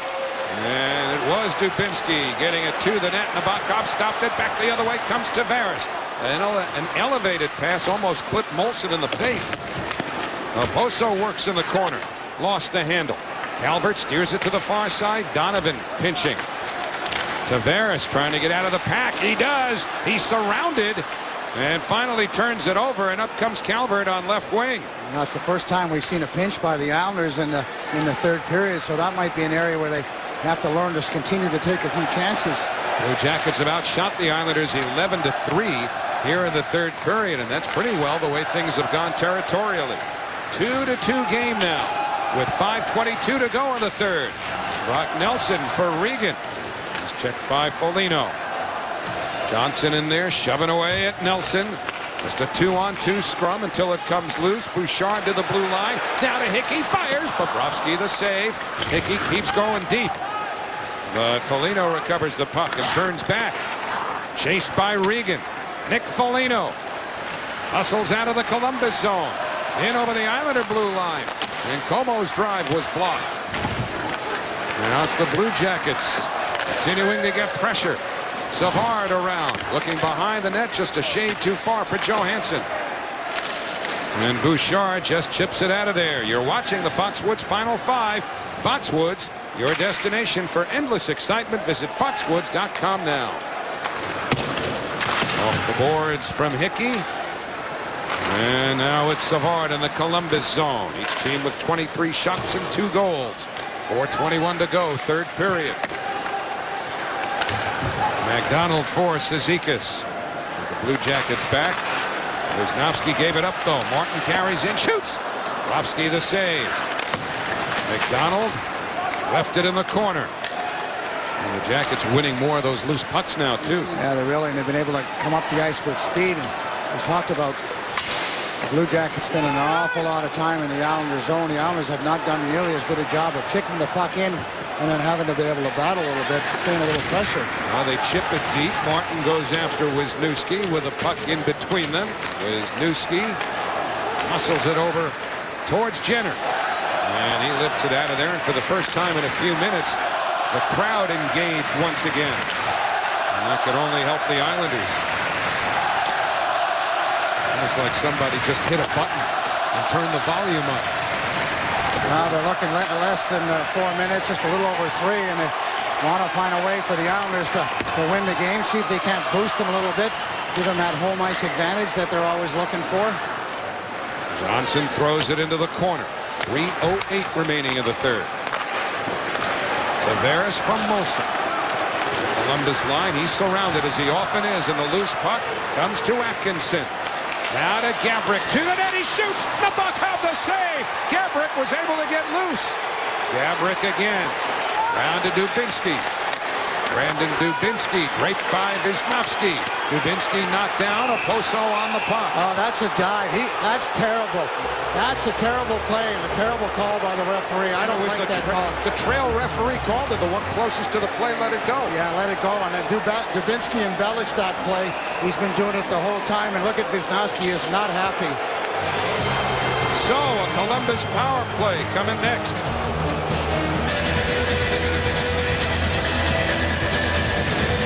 Thanks, Al. EJ's always brilliant, but I don't think Wisnowski of the Islanders thinks the referees were just moments ago, because the Islanders, who led 2-0, have given up 2 goals in the third and now defend against a power play because of this. Yeah, watch Wisnowski and Dubinsky there battling for the puck, and Wisnowski, he's got a little hand on him, there's no doubt, but Dubinsky loses his balance when he tries to turn around, and these referees, as we've talked about, have done a wonderful job with the game, but I don't like that call at all. So we welcome those of you watching on Hockey Night Live. 2.5 to go in the third. Columbus power play as Nikitin backs up away from Grabner in his own zone. He is with Letestu. Gabrick. Atkinson, who has the puck here. And Dubinsky. Missed by Gabrick. Here's Grabner turning on the Jets. He's hooked. Makes his move to the slot, but nothing called. And play allowed to continue. That stick came up to the arm of Grabner, slowing him just a bit. But back in comes Dubinsky. Brandon Dubinsky trying to get around McDonald. Hamonic there too. It's worked back towards the Islander blue line where it's protected by Nikitin. Now Dubinsky knocked down by Andrew McDonald. Martin didn't clear, but a good chance for McDonald, and he takes advantage. Minute 5 to the power play. Dubinsky spent more time on his butt than anybody I've seen in a long time. Every time he makes a move, Howie, he's going down. James Wisniewski, number 21, and over the Islander line. Wisniewski spreads it out, bothered by Grabner. Now it's Johansson, credited with a 2-2 goal tonight. Lost it under pressure from Hickey. 42 remaining on the Columbus power play. A minute 20 to go in the third. No shots yet on this Blue Jacket power play. Jack Johnson in over the line. Got it as far as the corner. Cizikas there. Took a little bump along the way. And it's recovered by Johnson. Wisniewski's one-timer missed the net. Bounces down on the corner. Hickey couldn't clear. Final minute of the third. Martin does clear. Big clear for the Islanders. Just about 10 seconds left on the PK. One last chance for Columbus on the power play. 50 seconds to go in regulation time. Johnson in on the right wing looking for Calvert. McDonald taken down. There'll be a penalty. And the Islanders will have the power play. It will carry over into overtime unless the Islanders can avoid overtime and connect with a man advantage. Well, that's Jack Johnson, an assistant captain with this hockey club. And not a good penalty to take. There's Jack Johnson right there and just wraps the stick right around him. And no choice for the referee to make that call. It was very similar on the call to Wisniewski. So tremendous opportunity for the Islanders to win this in regulation. You know, or do they get aggressive or do they get passive, Howie, and just make sure they can secure the point? Well, Johnson off for hooking at 19-19. The Blue Jackets did not get a shot on their power play. The Islanders had only one shot on their prior power play, and that was Wisniewski's goal. Great tenacity on the penalty kill by the Islanders, particularly about the forwards that never gave the Columbus Blue Jackets. Nielsen, a drive and a save by Bobrovsky off a great setup. 29 to go in regulation time. 5-on-4 now. Oposo in, away from Dubinsky, sets up Nielsen, little chip pass, forced or otherwise, comes to Molson. Oposo for Tavares, in front, Nielsen, oh, Bobrovsky robbed him. 8 seconds to go in regulation. Wisniewski lines it up, feeds Nielsen with 4. Hard pass, Molson has a shot go off of Dubinsky, Karam's out of play, and for the second straight night, we go to overtime. Well, the Islanders will have a minute and 20 of power play time when overtime begins here at the Coliseum. Both teams, now of course division rivals, have earned at least a point. The Islanders 2, the Columbus Blue Jackets 2. And the Islanders will get first crack at breaking that tie. Power play coming up. Well, we're getting ready for overtime here at the Coliseum, and Butch, the goaltenders have come up big at times, both of them. Well, we've seen, 2 nights in a row now, an excellent display of goaltending. Watch this save he makes on Frans Nielsen. There's a good save right there. But this is the huge one. This saves the point for the Columbus Blue Jacket with those big, long flippers. Frans Nielsen gets it away in a hurry, and then nice quick pass by John Tavares from Kyle Oposo. And, that's just good goaltending and able to react. And that's why he won the Vezina last year, because he makes big saves like that. Tavares does tend to get it right to your tape. He really does. He has a great awareness. Great hockey sense, knows where everybody is, and doesn't hesitate with his pass. He looks before he ever makes the play. He knows where the guy is going to be. And Frans Nielsen, an excellent opportunity to find the back of the net. Okay, we're into the overtime now. Minute 6 left to what's now a 4-on-3 Islander power play. Tavares sets up Wisniewski. Oposo and Molson the others. Molson screening the goaltender right out in front. Wisniewski to Oposo, closing in. Wisniewski waiting. Now Tavares. Tavares out at the blue line. Molson right in front. The drive by Oposo hit the outside of the post. Oposo recovers, though. Now to Tavares. 41 to the power play. Wisniewski. Tavares. You got to move. They're too stationary, Howie. Got to move. Tavares for Oposo. Molson is still in front. Tavares lets it go. He broke his stick, though. Blue Jackets trying to clear. Great play by Wisniewski to prevent it on Prout. So Oposo keeps it in. Tavares back with a new stick. Prout, fluttering puck, couldn't control it. Gives it away. Oposo has it blocked. Looked like Anisimov slid out and blocked it. 10 to the power play. Now it's Oposo letting one go for Tavares. Out to Wisniewski. Shrugs off the broken stick. Now to Oposo. Across Tavares. One-timer up high. Power play over. Tavares had it blocked. And it's cleared by Anisimov. Up to Johnson out of the box. Johnson challenging, but Nabokov played it right. Rather than coming out, he waited. And now it's the Blue Jackets. Letestu starting the center. Islanders were changing. Letestu fires. Nabokov the save. Oh, the Islanders almost got caught on that change. But Wisniewski was dead tired, wanted to get off. Centering feed. Nabokov stops it. Calvert was all alone in front for just that one split second. Now a centering feed again, and Johnson is robbed by Nabokov. And this crowd comes to its feet. Nabokov keeps it tied. There's the one-timer by Kyle Okposo. Goes off the post. And then the Islanders trying to get it out. Columbus trying to get it. Kyle Okposo with another chance. Not sure if that got to Bobrovsky. And then watch Nabokov go to work as Calvert is going to get back to the front of the net, and he just fires it. Not sure Navi saw it, but he saved it anyway. Again, goaltending excellence in this game. So, 3:01 to go in the overtime. Blue Jackets win the draw. Wisniewski cannot get it back from Johansson, and now here comes Andrew McDonald for Grabner into the Columbus zone. A drop for Franz Nielsen. Makes his move to the slot. Fed it across. Missed by McDonald. Avac stays with it, though. Has room. Shoots. Knocked down in front. Nielsen first to get it. Fed it hard. Grabner couldn't hold it. Now Hamonic put it off a Columbus skate. And it's recovered by Johansson. Quickly feeds the left wing. Gabrick in. Gabrick's around it. Gave it up. They had Bouchard breaking ahead, but the Islanders couldn't get it to him. Instead, it's Hamonic skating out. Islanders changing as Hamonic gets hemmed in and curls it softly behind the Columbus goal. This one should be an icing. Jack Johnson was wide open just a moment ago. Howie, when Johansson had the puck, no one saw Johnson as he went into the net. Well, again, tonight on MSG Plus, you can join Al Troutwig along with E.J. Raddick, Ron Duguay, and Ken Danico for complete post-game analysis of a sizzler here in the home opener between the Islanders and Blue Jackets, and a look at the opening week around the NHL. Hockey Night Live, presented by Lenox Hill Hospital tonight after the game on MSG Plus.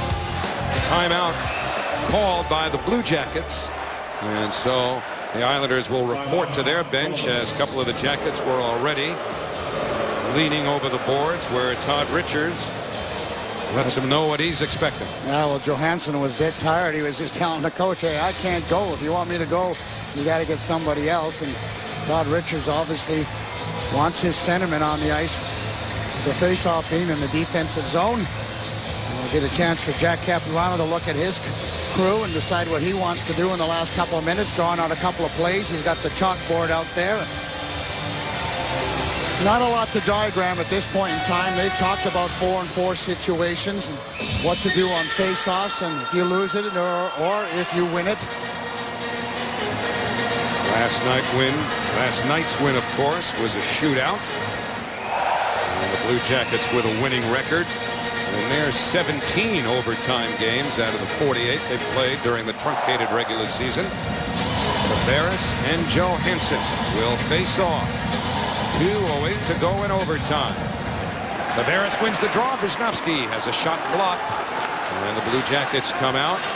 Remember, they were on during the icing, so they're able to get their change in now. As it's Hickey up to Bouchard. Pierre-Marc Bouchard surrounded at the Columbus line. And Hickey in a little trouble here. Umberger pestering away. And now Bouchard for Tavares. Into the zone, takes it wide on Johnson. He put it right through the goal crease. Wisniewski knocked down, so he's trapped. The Blue Jackets attack.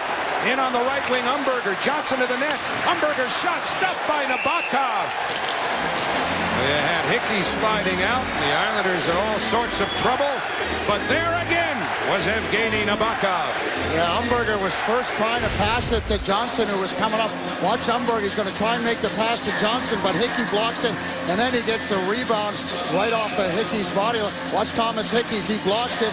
Now the puck comes loose, and Umberger has another opportunity, and Nabokov stayed with it, never slid over to play the Johnson, who was coming in. Dubinsky won the draw. Behind the net, he's bumped by Donovan. Dubinsky trying to shake loose of Donovan. They both stumble. The puck still contested with 1:11 to go in overtime. Finally, Dubinsky got it loose. Down the boards comes Savard, the defenseman. Savard leaves it for Calvert. Final minute of overtime. Calvert played it across. And that shot was blocked by Nabokov up high as Savard let it rip. Here's Savard again. David Savard closing in. Lost it on a stick check, but it's backed up for Columbus by Nikitin. And almost made a dreaded error as Grabner was hanging loose, looking for any kind of a mistake by the defenseman, and Savard almost gave it to him. So 35 to go in overtime. 2-2 the score. Anisimov through center. Has to turn away from Bailey. Almost like the Blue Jackets want to hold for one last shot. They got to watch that change. A little slow to develop at the Columbus bench. And now Wisniewski carries in with 15. Gets hemmed in by Bailey. Got it to Gabrick, who missed the net. And Oposo has Bailey breaking ahead. Can he find him? No. It was broken up in center. 5 to go. Gabrick put a move on McDonald, but McDonald with that elongated stick knocked it away. And for the second straight night, it'll take home run derby to decide it. Well, it's been a good game, Howie, regardless of the fact that the Islanders were up 2-0. I'm not sure they deserved to be up 2-0. Columbus played a very strong game in the first period. Islanders were the better team in the second period, and the Columbus Blue Jackets came on again in the third period, and they got that one goal and able to get them a little bit of momentum. So it's been a good hockey game. It's probably appropriate that it finished a 2-2 tie. All right. They'll decide it with the skills competition when we get back. Well, this game's not over yet because we have our second straight shootout at the start of the season, but when it's done on MSG Plus, make sure to join Al Trautwig along with E.J. Raddick, Ron Duguay, and Ken Danico for a complete post-game analysis of the Islanders and Blue Jackets, plus a look at opening week around the NHL. It's Hockey Night Live, presented by Lenox Hill Hospital tonight after the game on MSG Plus. This is how last night's shootout ended. Yeah. Molson was the 6th Islander shooter. Yeah, we talked about him. He likes to go to the stick side, sometimes low, sometimes high. Deals with that at times. I don't want to give away all his secrets. Can be a weakness. But Matt Molson coming through in the clutch for his hockey team. And comes through in the clutch again because he scored another goal tonight on a beautiful pass by Tavares. And well, of course, back when men were men and there were no shootouts, you didn't have to worry about 2 straight to start the season. No, you really didn't. And, when you got a point on the road, such as Columbus has done right now, I mean, it's a hard-fought point, and that used to be good enough, and in a lot of instances, you were happy to take that point and leave. And the thing about this shootout and the way they determine the postseason matchups or eligibility, yeah, this is great for the Islanders. They won last night. Maybe they win this one, too. But guess what? If they or anybody else in their situation were to be tied for a playoff spot, when it comes to the number of wins during the season, they eliminate those that were gained in the shootout. So if the shootout is such an integral part of this game, if it's so much a part of the fabric, if you have to have it, well, then why eliminate it when it comes time to decide playoff qualification? Yeah, points it's are points, aren't they? Yeah, points are points. I mean, you win, and you get your 2 points, but we're not the rule makers.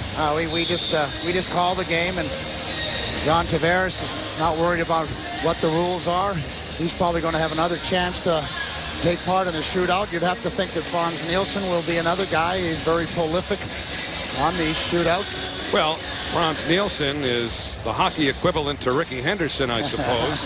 Best leadoff man in the game's history, as he did, in fact, going into last night, have the best shootout percentage since they put this gimmick into the books following one of the lockouts. I guess that was the second one.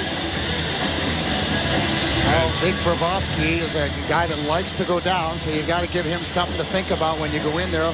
A little bit of a fake to get him to drop down and then possibly go up high with it. And Nabokov, as we watched last night, Howie, was sensational and made it look easy. But new shooters, I'm sure Columbus was looking at the videotape today just in case they had a breakaway or a shootout attempt with Nabokov. But he's tough. He's a wily old bird.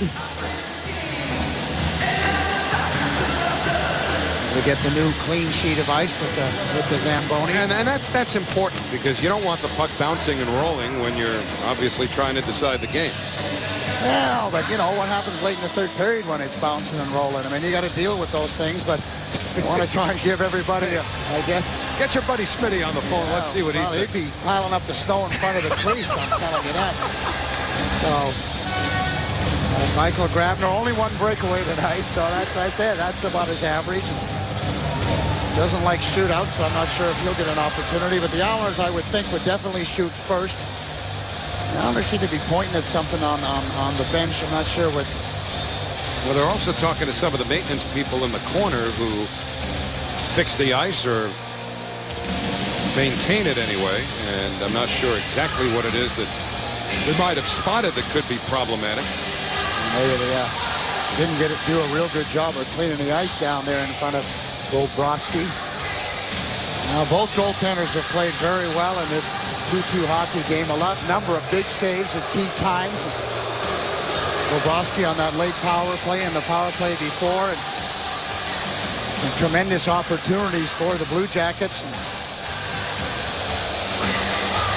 Much like last night, Howie, when we talked about how well both Brodeur and Nabokov came up in clutch moments when the game was on the line. Both guys refused to yield. Much like tonight. So Nabokov's already used to this off of last night. Maybe he'll have to do it a few more times coming up, because the Islanders will be back here on Tuesday night to face the Phoenix Coyotes, who remain in the West, the formerly Western Conference Columbus Blue Jackets, now in the Metropolitan Division with the Islanders. So a game like this is a good way to start to stir up the familiarity and the rivalry. And then road trip next weekend to the home of the Stanley Cup champions, the Blackhawks, and then on to Nashville before coming home to face the Buffalo Sabres. Just looking at the shooters to see that the Blue Jackets have two right-handers and a left-hander in Anisimov, and the Islanders have three left-handers. I always felt that you needed to have a little bit of difference between the shooters, so the goaltender would have to think a little bit, have a little different view of what might happen, but fans are cheering as one of the attendants slipped in the middle of the ice. And not only that, I think Molson's laughing because they left a pile of snow right outside the entrance to the famed Zamboni corner, and everybody's kind of getting a kick out of the pathos, if not necessarily the delay. Yeah, I don't think that matters, because if you're going down there, I don't think you're going to score a goal. You can't go in a backward direction at any point in time. You have to have a forward progress in these penalty shots. But the crew of the Nassau Coliseum is continuing to work hard to eliminate that problem, if it is in fact a problem in this shootout. Something Long Islanders have become way too familiar with over some recent winters, the snow shovel. That probably reminds you of yourself, right, Howie? I mean, you've got the big shovel and the driveway and all that. Shoveling something, right? Yeah, well, maybe not snow. No, it's snow. After the game on MSG Plus, as we just told you, you can join Al Trautwig along with E.J. Raddick, Ron Duguay, and Ken Danico. They're still there, getting ready if they ever get the snow cleared for the complete post-game analysis of the Islanders and Blue Jackets and all the other stuff. But right now, the shootout is ready to go, and here's Frans Nielsen against Sergei Bobrovsky, and Nielsen to the backhand, and Bobrovsky stopped it. And that's A couple of times in 2 nights now that Nielsen has failed with what had been a patented move. Yeah, Franz Nielsen, look how tight he is. You know, when he's really on his game, he makes that move outside the crease. He got it much too tight to the goaltender, and there's nowhere to go with it. And Bobrovsky with those long arms and long legs, that makes that save pretty easy. Franz Nielsen's got to make his move a lot sooner and allow himself to hoist that puck up. No angle when you're in tight. Oh, it's Artem Anisimov. Highly skilled. Let's see if they translate in the shootout. And it's kept out by Nabokov as he was backing in. He managed to keep it out. Good move by Anisimov as he goes to his forehand, then to his backhand, tries to get Nabokov to move. Look at, there it is. And then the flip on the backhand. And Nabokov shading to the right-hand side, but he does have his glove there. Makes a nifty move to snag that loose puck. Well, John Tavares was one of the 6 shooters for the Islanders last night. He was 3rd. Tonight he's 2nd. Going after Bobrovsky. And Bobrovsky stops him. And again, a lot of moves by John Tavares. And Bobrovsky stays with it. John again trying to go low on the big goaltender. Watch the moves by Tavares sliding back and forth. But Bobrovsky doesn't go for anything. He just backs up and then lays the pads down. Maybe could have went 5-hole, but goaltender standing strong in the net for the Blue Jackets. Right-hander, Howie, scored on the forehand over the glove before. And Letestu has given Columbus the shootout lead. And that's an illustration of what we're going to see a lot this year. Because these nets are more shallow and the cords are a little tighter and a little closer to the goal line, those at the back of the net, we're going to see a lot of pucks bounce out just that quickly to where you've got to take a second look to make sure that puck went in the net, but certainly no doubt about that one. Yeah, that's the second time he basically used the same move. Scored a goal earlier on in the game with that right-hand shot over the glove. Molson won it last night. He's got a score here to keep it going, and Molson does. Big goal by Matt Molson. Again, stick handling side to side and then getting it to his forehand. Watch the move. He's got the puck in front of him and then quickly releases that puck just over the pad in between the goal post and the blocker. Matt Molson has figured him out. Another right-hander in Johansson. Johansson, a lot of moves, and Nabokov stayed with everyone. Yeah, as soon as he lost the speed, he lost his opportunity. Nabokov wasn't going to be fooled by that with that side move. Johansson tries to look at it and tries to slow it down. Now he's got nowhere to go with it, and Nabokov is able to move out and close that angle right away. Now the Islanders looking to take the shootout lead.